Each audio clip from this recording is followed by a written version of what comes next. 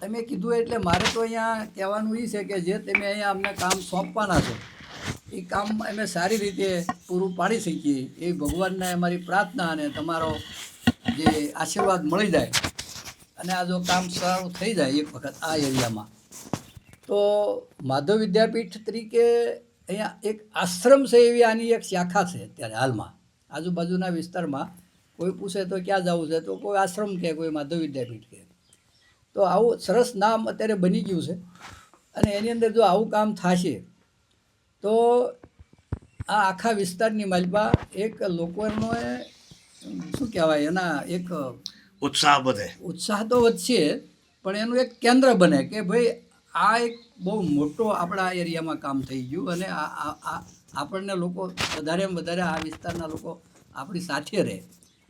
આમ તો અમે મૂળ વિદ્યાભારતીના કાર્યકર્તા તરીકે સંઘની વિચારધારાના હેઠે કામ કરનારા લોકો છીએ અને સંઘનું પણ એવું કામ છે કે નાનામાં નાનો માણસ શિવાળાનો માણસ એ આપણી સાથે હોવો જોઈએ.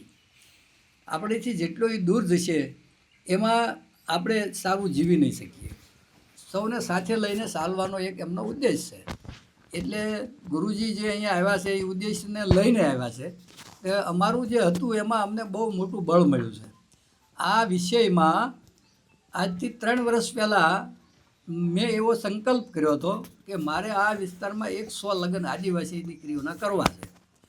આ વિસ્તારના લોકોને મેં બોલાવ્યા, અહીંના ખેડૂતોને બોલાવ્યા તો એને મને એવું કીધું કે ભાઈ આ કામ તો સુરતના બધા મોટા મોટા ખેડૂતો છે એને આપણે બોલાવવી. એટલે મારે એની પાસે કોઈની પાસે માગવું નહોતું. એવું નક્કી હતું કે મારે કોઈની પાસે માગવું નથી, વેપારીઓને બોલાવી અને આ કામ આપણે કરવું છે. પણ તે સમયે પ્રારંભમાં જ એવું બન્યું કે એ આપણને સારો જવાબ ન મળ્યો એટલે મેં છોડી દીધું. પણ આજે મારા વિચારને પૂરીપૂર્ણ કરવા માટે કુદરતી રીતે ક્યાંયથી એવો સંકેત આવી ગયો બાપુ પાસે, દાખલા તરીકે મુકેશભાઈનો, તો એ મારા માટે આ સંસ્થા માટે ખૂબ જ જેને કહેવાય કે અમારી જે અપેક્ષા આશા હતી એ આજે પૂરી થાય.